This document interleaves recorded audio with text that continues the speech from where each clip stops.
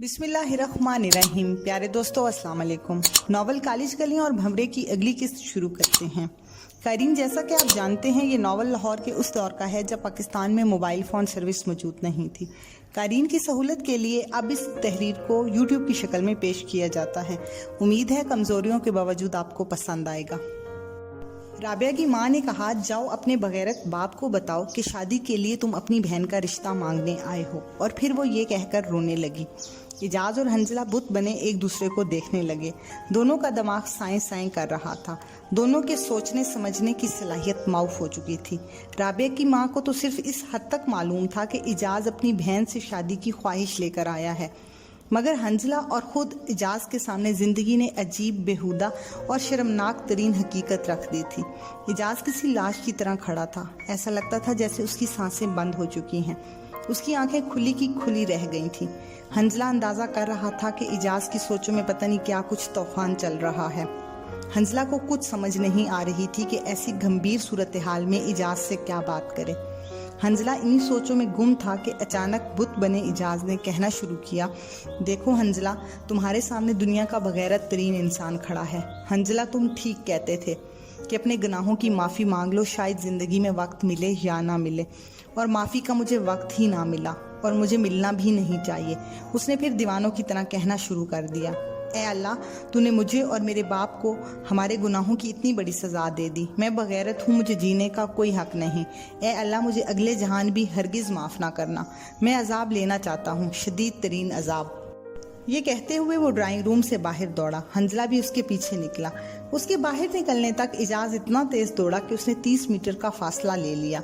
हंजला के जहन में था कि शायद वो अभी रुक जाए, लेकिन इजाज जितनी तेज दौड़ सकता था दौड़ता गया। उसके लिए अब इनके दरमियान बहुत ज्यादा फासला बढ़ चुका था। इजाज अब मेन रोड पर आकर फुटपाथ के साथ दौड़ने लगा। वो वहदत रोड के शुमाली फुटपाथ पर मगरब की तरफ दौड़ रहा था, जबकि ट्रैफिक सामने आ रही थी। अब हंजला भी तेजी से उसके पीछे दौड़ने लगा। इजाज ने अचानक फुटपाथ से उतरकर अपना पहलू बदला और सामने से तेज आती हुई वैगन के सामने आ गया। वो इतनी तेजी से सामने आया कि वैगन का ड्राइवर ब्रेक का इशारा भी नहीं कर सका। वैगन इजाज से इतनी तेजी से टकराई कि वो कई गज दूर जा गिरा। ऐसा गिरा कि उसका सर फट गया और उसका भेजा बाहर आ गया। वैन जरा दूर जाकर रुकी। लोग उसे निकलकर इजाज के गिर्द जमा हो गए। कोई कह रहा था अस्पताल ले जाओ, कोई कह रहा था कि बेचारा मर गया है। वहां पर मौजूद अक्सर बंदे कुछ न कुछ कह रहे थे। इतने में दो आदमी कहीं से एक चारपाई ले आए। इजाज, जो कि आखिरी सांस लेकर इस जहान से रुखसत हो चुका था, अब एक लाश की सूरत में ऊंधा जमीन पर गिरा पड़ा था। कुछ आदमियों ने उसकी लाश उठाकर चारपाई पर डाली और सड़क के किनारे जाकर रख दी। हंजला की समझ में कुछ नहीं आ रहा था कि क्या करे। चंद मिनट पहले कहके लगाने वाला अब इसके सामने नाश की सूरत में पड़ा था। करीब से आने वाली हंजला को दूर से आती हुई आवाज़ें महसूस हुई। हजूम में से एक शख्स ने कहा कि इसके घर इत्तला देनी चाहिए, और एक शख्स ने उसकी जेब से शनाख्ती कार्ड निकालकर पता देखा कि वो कौन है और कहाँ का रहने वाला है। ये कहकर वो इजाज की तलाशी लेने के लिए आगे बढ़ा। उस वक्त तक हंजला अपने आप को किसी हद तक संभाल चुका था।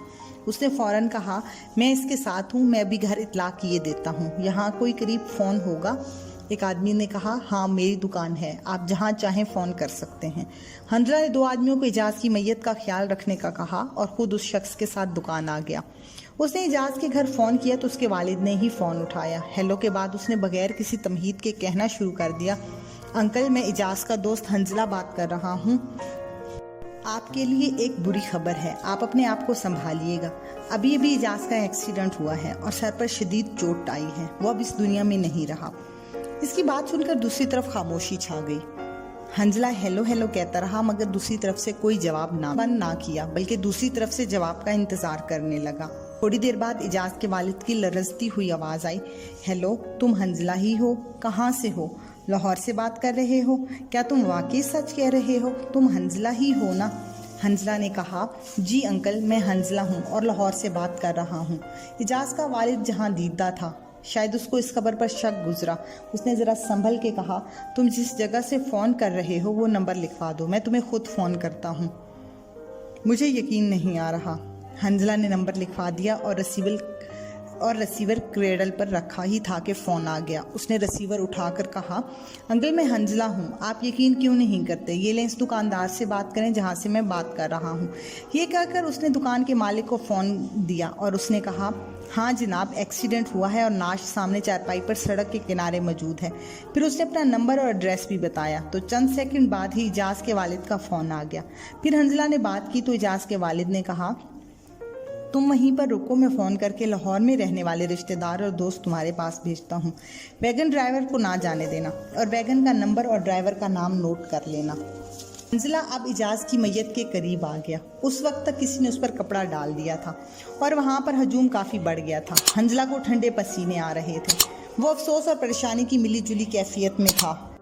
अचानक उसको ख्याल आया। उसने दुकान पर जाकर अपने हॉस्टल फ़ोन किया और चौकीदार को कहा दूसरे लड़कों को एक्सीडेंट की खबर और जगह बता दे।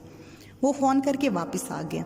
हर बंदा कोई ना कोई बात कर रहा था। हंजला के लिए एक पल पहाड़ बन रहा था। वक्त था कि गुजर ही नहीं रहा था। खुदा खुदा करके एक शख्स आया और इजाज़ की चारपाई के करीब आकर मैयत का चेहरा देखा और फिर कपड़ा डालकर अफसुर्दगी में कहा, हंजला कौन है? हंजला ने आगे बढ़ के कहा, जी मैं हंजला हूँ।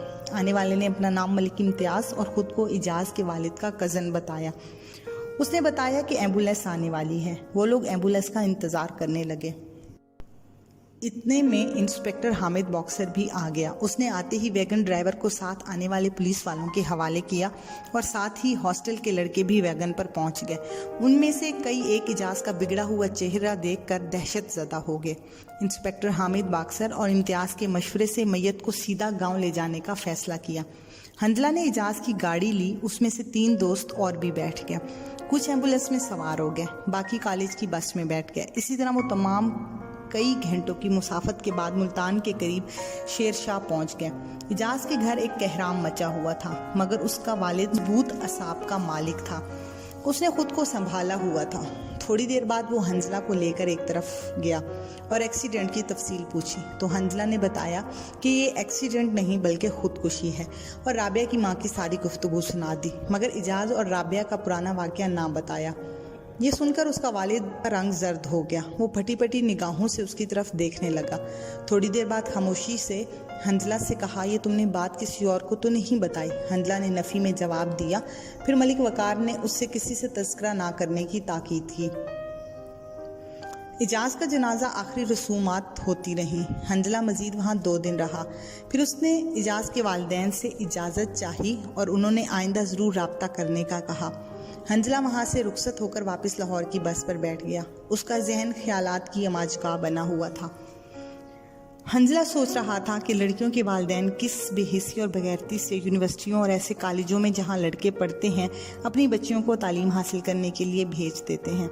इजाज़ और दूसरे इस किस्म के लड़के कई तरीक़ों से उनको घेर लेते हैं और लड़कियां मीठी बातों और तहाइफ में फंस जाती हैं। अगर मुश्किल पैदा करें तो मज़ीद तरीक़ों से उनको हासिल कर लिया जाता है।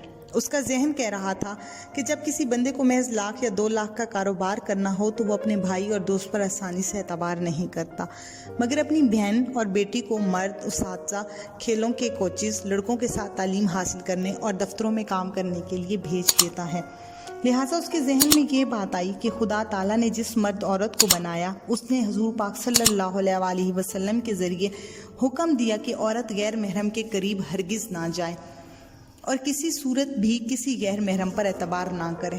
क्या इस बुजुर्गो बरतर ज़ात से बेहतर कोई जानता है कि आज कल बेगैरत वालिदैन कहते हैं हमें अपनी बेटी पर एतबार है, यानी वो हकीकत से चश्मपोशी इख्तियार करते हैं। जब हुजूर पाक सल्लल्लाहु अलैहि वसल्लम ने अपने प्यारे साथियों यानी सहाबा कराम को गैर महरम के करीब बैठने या तन्हाई में जाने से मना किया तो आजकल एतबार क्या किया जा सकता है? यानी एतबार करना नादानी या बेवकूफ़ी नहीं बल्कि इंतहाई बेगैरती है। सोचों के सफ़र पर हंजला ऐसा चला कि बस के सफ़र का उसको एहसास ही ना रहा। उसे ऐसा लगा कि जैसे वो बहुत जल्दी लाहौर पहुंच गया है। वो रक्शे में सवार होकर हॉस्टल पहुंचा। उसका दिल एक कर्ब में मुब्तला था। वो कॉलेज और लाहौर की कहानियों से बेजार हो गया। उसने 2 घंटे में अपना सामान समेटा और इजाज़ का सामान अलहदा पैक किया। हंजला ने कॉलेज छोड़कर एमए का प्राइवेट इम्तिहान देने का फैसला किया। उसने इजाज़ का सामान चौकीदार के हवाले किया और अपना सामान लेकर आना हो गया अपने गाँव।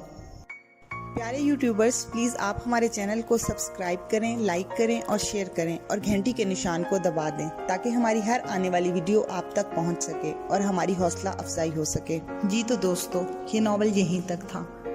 आपकी राय का इंतज़ार रहेगा। इजाज़त दीजिए। अल्लाह हाफिज़।